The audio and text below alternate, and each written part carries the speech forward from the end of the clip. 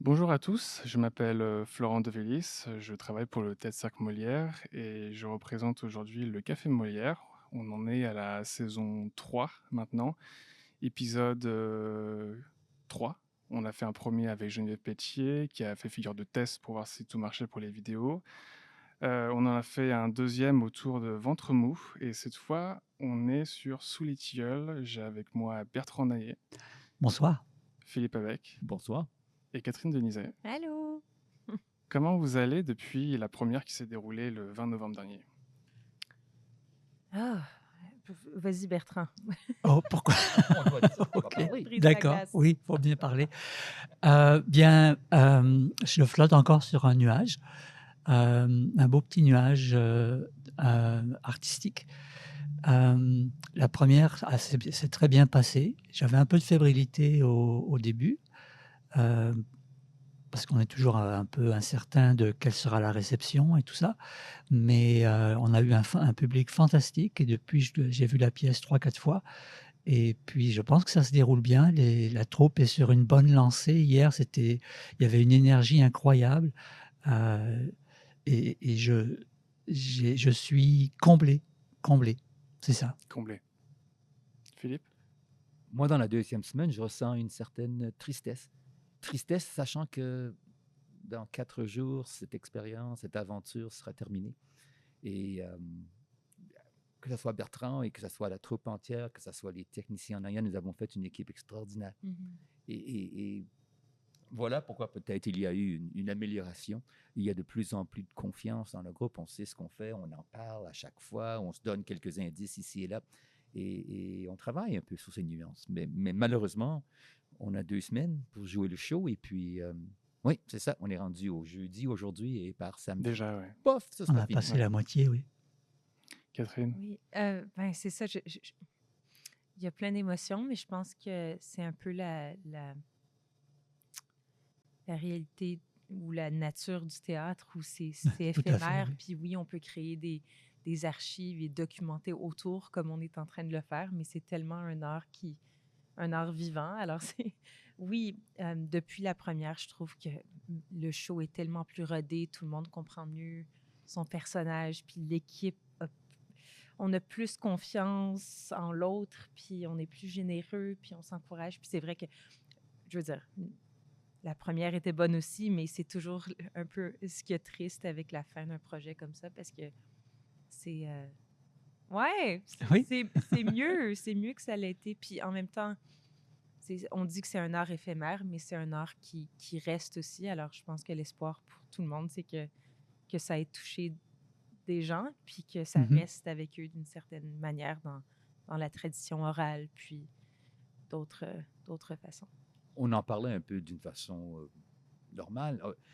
Quand on fait du spectacle, quand on fait 10 spectacles, après un bout de temps, on pourrait dire qu'on s'ennuie parce que c'est comme, ah, on l'a déjà fait, on l'a rodé, on n'a pas besoin d'en mettre autant.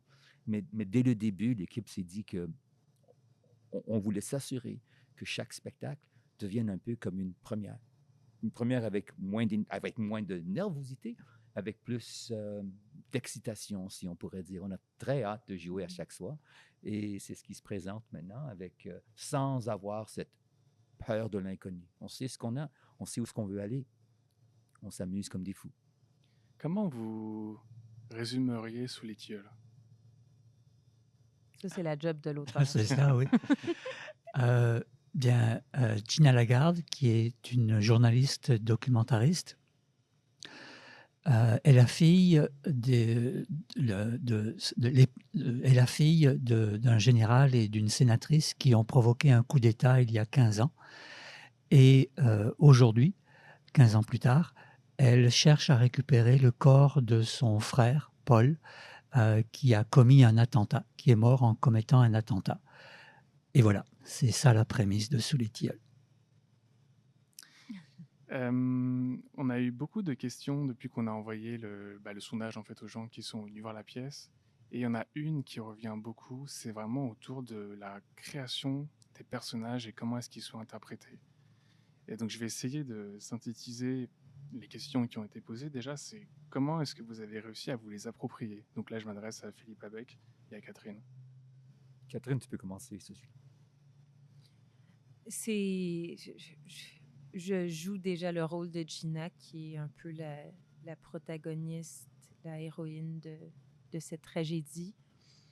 C'est un personnage qui ne renie pas ses principes, qui cherche la vérité, qui cherche à œuvrer vers un monde plus juste, qui œuvre contre l'oppression, qui défend les plus faibles. J'avais lu la pièce, Bertrand, la pièce a beaucoup évolué au cours des Beaucoup, oui, dernières oui, années, tout OK? à fait. Et puis même quand j'avais passé l'audition, ça fait quoi? 2 Un ans? an? 1 an et demi? Un Ouais, an et demi, un an, bientôt, oui. je sais pas. Le texte était autre chose, puis autre chose, je veux dire, c'est le même squelette, le même esprit, mais dès qu'on commence le processus de création et de mise en scène, tu sais, on est, le texte prend vie. Et puis, je pense que Bertrand était super ouvert à nos contributions dès le départ, tu sais, à nos questionnements, nos préoccupations. Alors, je l'ai déjà dit, mais c'est Bertrand qui était le leader, mais c'était un leader. Il y a différents types de leadership. C'était un leader quand même ouvert, collaboratif, puis on a été capable d'un peu mettre de nous-mêmes, puis de mettre de chacun de nous dans ce texte-là. Et puis je pense que c'est important de le faire parce que c'est un peu l'esprit de la pièce aussi. C'est OK, c'est quoi? Comment est-ce qu'on peut Comment discuter? Comment est-ce qu'on peut s'entendre? discuter? Oui. Comment est-ce qu'on peut travailler ensemble? C'est quoi les principes de Gina? Puis pour moi, c'est important, évidemment, qu'on la présente. La pièce est intemporelle, mais qu'on la présente d'une façon à ce qu'elle soit ancrée dans le tout de suite, le maintenant. Puis on a eu beaucoup de conversations par rapport à ce qui se passe dans le monde, dans les 4 coins du monde. Puis, puis c'était important, je veux dire, c'était une responsabilité qu'on avait en tant qu'équipe. Puis pour moi, ça m'a beaucoup aidé à comprendre, OK, c'est qui Gina, c'est quoi les principes qu'elle défend. Puis ça m'a aidé moi, en tant que Catherine Denizet, à l'incorporer de manière plus authentique et plus vraie. Donc, merci. Tout à fait. Si on n'en parle pas, qui pourra l'arrêter? C'est une des répliques qui est dans la production. Et ça a toujours été l'idée centrale pour Bertrand, que peu importe de quel côté on se trouve dans cette question, c'est l'idée que des gens peuvent se réunir et d'en parler. Il y avait des questions lors des sessions de questionnement avec les spectateurs, des questions qui étaient réellement perspicaces, qui m'ont fait réfléchir à trouver un peu mon rôle. Je joue, j'imagine, un rôle un peu ambigu, une chance. Je ne suis pas la bonne personne qui doit agir pour son frère. Et non plus est-ce que je joue un des antagonistes, les très méchantes personnes qu'il y a dans cette pièce. Je joue un peu la personne qui est ambiguë, je joue un général militaire, donc j'ai toujours pensé, un peu comme ma famille qui était très militaire, d'être à la droite. Tu suis les ordres, tu fais ce que tu es supposé de faire. Mais en même temps, lorsque je rencontre Gina, j'apprends ce que c'est un peu de cette empathie pour des gens. Et à un certain moment, c'est ça un peu cette distinction entre voulant la tuer à un certain moment et d'aller de l'autre bord et de vouloir tenter de la sauver de tous les moyens possibles. Et donc, j'aime ça comme personne. Je peux changer d'une personne qui est stricte et d'aller vers une personne qui démontre pas de la sympathie, mais plus de l'empathie pour une personne qui est importante.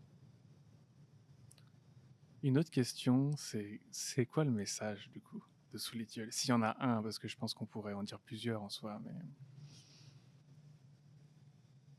Je pense que Philippe vient de le dire, si on ne s'en parle pas, un combat, si on ne s'en parle pas, ou si on ne se parle pas, qui pourra l'arrêter? La pièce Antigone, dont c'est inspiré en grande partie, touche ces aspects-là aussi. Depuis 2500 ans, les humains se questionnent sur les rapports de force Et c'est un peu ce que j'aimerais peut-être, c'est que ça permette aux gens de discuter des raisons pourquoi nous envisageons constamment nos relations interpersonnelles comme des relations où il y a toujours un rapport de force. Comme si on ne pouvait pas essayer de se parler ou d'agir ensemble ou de se comprendre en dehors de ces rapports de force. En mettant plus de place, peut-être comme a dit Philippe, à l'empathie, à la compréhension, plutôt que de toujours aller vers qui a raison ou qui a tort, et même pas, c'est pas simplement nécessairement la raison ou qui a tort, c'est toujours le plus fort qui gagne. C'est toujours une question, un rapport de force, et si je veux imposer ou que l'on reconnaisse mon idée, si je suis une victime ou si je fais partie de ceux qui n'ont pas le pouvoir, je dois toujours imposer une force encore plus grande à ceux qui oppriment ou qui empêchent d'avancer. Alors c'est un peu ça, c'est ce que j'aimerais, c'est ça, qu'on puisse discuter de pourquoi nous envisageons constamment nos relations comme des rapports de force. Mais je ne sais pas si on a un choix, Bertrand. Nous vivons dans un monde qui est très compétitif, qui est, on le veut ou non, c'est un rapport de force. Exactement. Gina est allée voir, Exactement. Gina est allée voir une Exactement. partie de hockey hier. Tu viens de mettre le doigt sur le problème. Elle était triste parce que les Jets ont perdu. Et c'est mis dans notre esprit. Et en même temps, de dire la tolérance, qui est important comme concept, mais est-ce qu'on peut tolérer ce qui est intolérable? Alors, il y a tellement Mais de ce n'est pas la même questions. chose. Là, on parle de deux choses différentes. Mais c'est les relations humaines. Ah oui. Soit on se tolère, soit on coopère, soit on compétitionne, ou soit on est en conflit. Je sais pas si mais je pense que ce qui est différent avec Gina, par exemple, dans le texte de Bertrand, c'est qu'elle redéfinit c'est quoi la force. Elle fait partie oui, elle fait partie d'un monde où on a créé des systèmes d'oppression, des hiérarchies très, très claires. Le texte est rempli de militaires, puis même Chartier, qui est celle qui m'interroge tout le long. Il y a Janson qui est en dessous d'elle, puis au-dessus d'elle, il y a le ministre qui apparaît une couple de fois, qui est un peu déconnecté de tout. Puis Gina est en train de redéfinir c'est quoi la force. La force n'a pas besoin d'être violente, elle peut être autre chose. Puis je pense que ça reste des rapports de force, mais au but de quelque chose d'universellement plus juste. Je sais pas, c'est comme sa force à elle, elle a pas de fusil, elle est pas armée. Sa force, ce sont ses principes. Alors pour moi, c'est comme de redéfinir, OK, c'est quoi la force en fait? Puis c'est une tragédie. Alors, il n'y a pas de spoiler ici, là, mais comme elle meurt à la fin. Tout à fait. Et c'est un peu, j'ai été beaucoup inspiré aussi par le discours de la servitude volontaire de Étienne de la Boétie, où il réfléchit sur pourquoi est-ce qu'il y a des tyrans et qu'est-ce que nous pouvons faire contre les tyrans. Et ce qu'il dit, c'est que essentiellement, bon, c'est simpliste, mais il y a des tyrans parce que nous acceptons qu'il y ait des tyrans. Nous acceptons nous acceptons de servir les tyrans. Donc nous sommes, d'une certaine façon, nos propres tyrans. Vous avez eu des questions comme ça sur le spectacle? Pas exactement comme ça, mais ça ressemblait à ça. Comme par exemple, qu'est-ce qu'on essayait de dire, pourquoi Gina veut faire telle chose. Mais pour moi, la question la plus importante qu'on avait reçue, une des questions, il y en avait plusieurs, mais la question, il y avait un spectateur qui avait posé, Bertrand, est-ce que dans ta description de Paul et la façon que tu le traites, est-ce que tu veux que... Faire l'apologie du terrorisme? C'est ça. C'est ça un peu la grande question de la tolérance. Est-ce qu'on accepte cette intolérance de dire, écoute, il a commis un acte, il est une mauvaise personne, il ne mérite... Est-ce que le fait que... Non, c'est manquer c'est manquer la cible, parce que va c'est falloir pas, qu'on engage un débat entre vous deux, peut-être oui, vous mais trois, si vous voulez, mais de 1 heure, je pense, on se programmerait non, c'est parce pour, que c'est sur la faut, servitude volontaire oui, et sur Oui. Antigone. oui. Ce que j'allais dire, c'est que l'idée de Gina, elle ne veut pas enterrer son frère parce qu'il est un terroriste. Elle veut enterrer son frère en dépit de ça. Ce que je veux dire aussi, c'est que une personne qui commet une horreur n'en est pas moins une personne humaine. Je ne veux pas dire qu'elle a le droit de faire ça. Ou quand je décris Paul, quand on présente dans la pièce un peu les raisons pour lesquelles il a commis ça, il est devenu qui il devient, qui il est devenu, c'est pas pour lui rendre gloire ou l'excuser, c'est simplement pour montrer que un peu le chemin qu'il a suivi et que ce chemin, ça aurait pu être le nôtre et que ça et vouloir se venger d'une personne qui est morte, à quoi ça sert?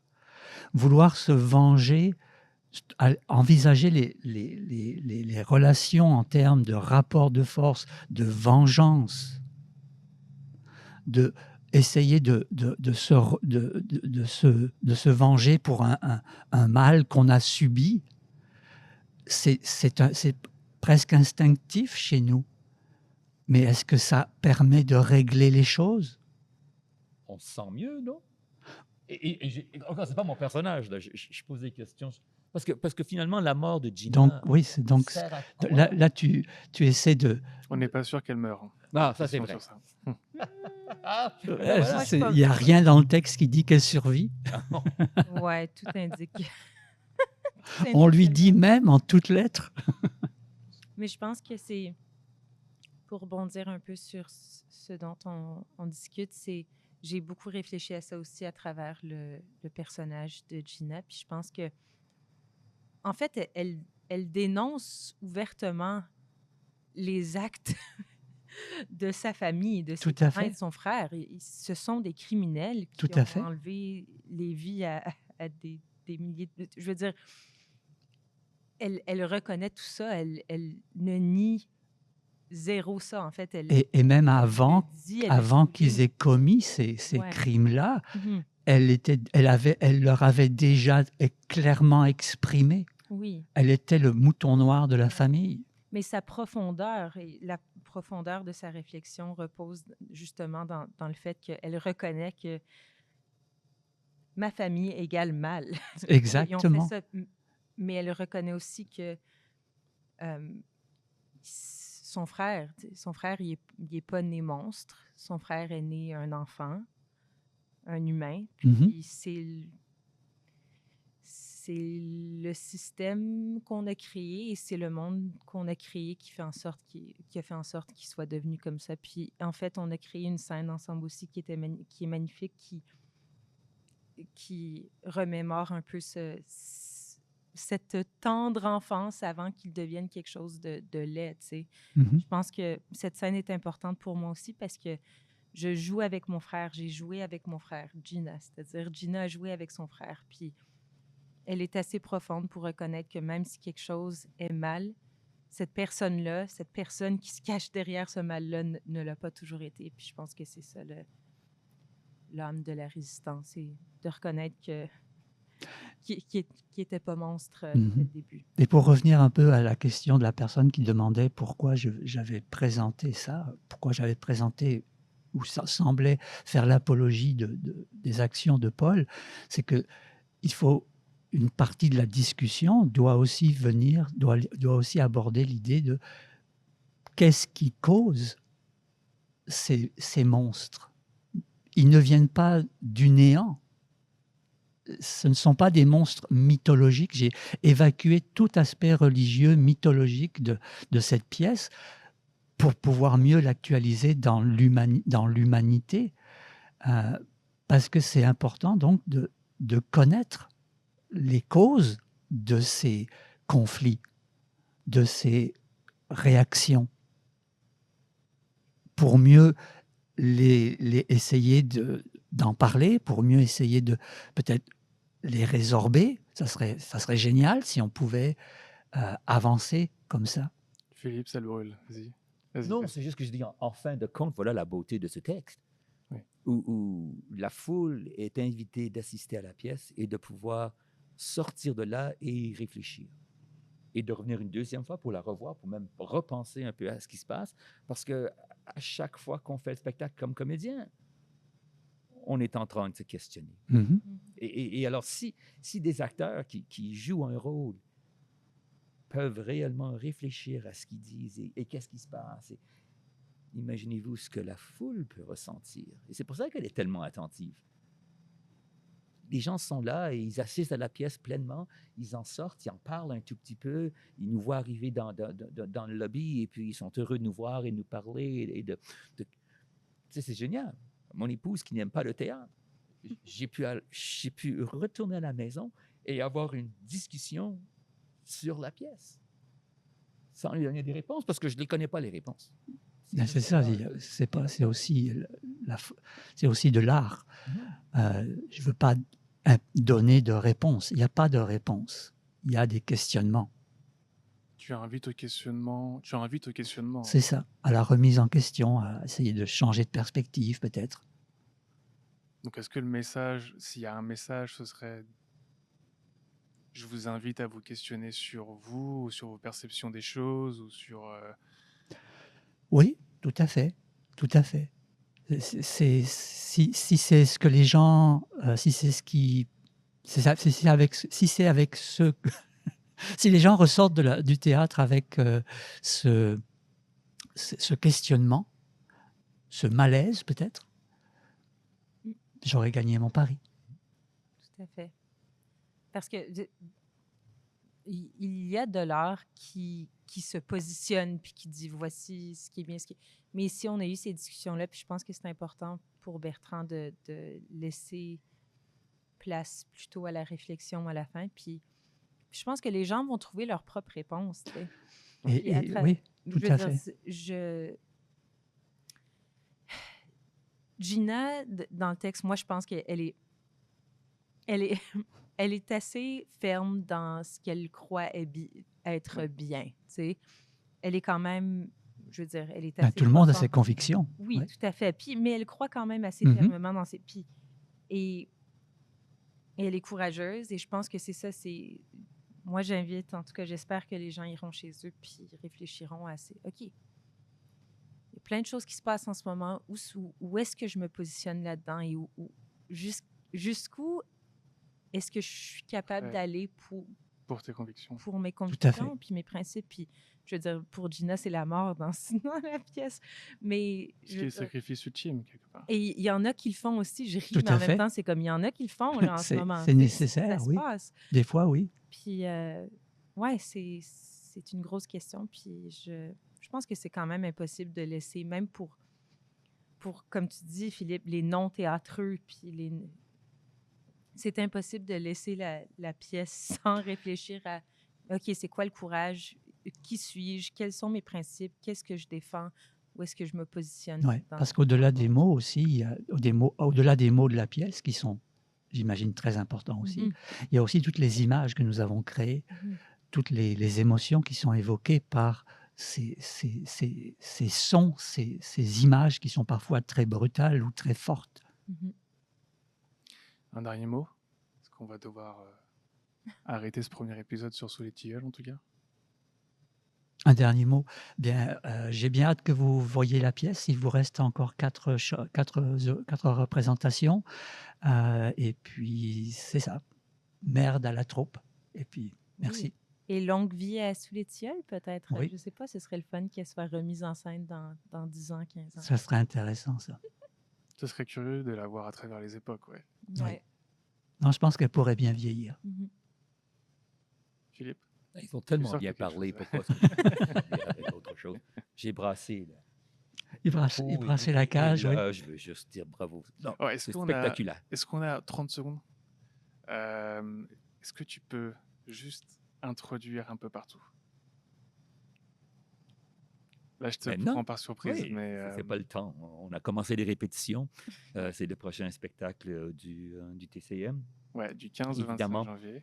évidemment en train d'avoir deux chapeaux sur la tête. Là, Ah oui, c'est oui. un peu fatigant, Ouais. mais c'est la job Comment tu sens? on a de l'appui. Bon, ça va, on a commencé, puis c'est excitant. Cool. Pour ces jeunes-là, Super. de pouvoir se présenter sur scène. Et l'expérience que j'ai ressentie ici avec Bertrand et ces gens, et moi, comme développement de comédien, j'ai hâte de pouvoir partager ça avec des jeunes qui n'ont jamais eu cette expérience. Est-ce que ça t'a inspiré de jouer sur Sous les tilleuls pour aller vers un peu partout? Non, c'est qu'il avait besoin de quelqu'un. Et j'ai fait l'entrevue et c'est bien allé. Et quelle chance pour moi d'avoir pu le faire. Et encore des rencontres extraordinaires. Je connaissais Eric très, très bien, mais je n'ai jamais connu cette demoiselle ici. Catherine, c'est Catherine. Ah, merci. Catherine Merci Denizet. de m'avoir Présente présenté. Catherine Denizet. On s'ignore la plupart du temps. Mais c'est comme... Non, c'est génial. C'est encore, si on revient au début de l'épisode, c'est cette tristesse de finir sur une tragédie en plus. Il y a tellement de niveaux là-dedans. On a hâte. Alors, on se parlera plus tard. On va se parler, t'inquiète pas. On va devoir. Ouais, alors, heureusement. Merci en tout cas, merci beaucoup pour votre patience pour cet épisode. On est toujours en expérimentation, donc désolé des fois si ça capote un peu. Merci en tout cas aux personnes qui nous ont écoutés. Je rappelle qu'on est sur les plateformes comme Spotify, Apple Podcasts, Google Podcasts, même si je crois qu'ils vont bientôt fermer leur plateforme. On est également bien maintenant sur YouTube, sur cette 3e saison. Donc voilà, n'hésitez pas à nous voir, que ce soit en audio ou en vidéo. Puis bien sûr, venez voir Sous les tilleuls, c'est une très belle pièce. Je l'ai vue à la première, j'aime bien faire ça, je vais la revoir à la dernière pour voir aussi l'évolution du spectacle. J'aime beaucoup faire ça personnellement. Donc j'invite vraiment les gens à venir voir ou revoir cette magnifique pièce. Merci à vous trois. Merci. Merci. Au revoir.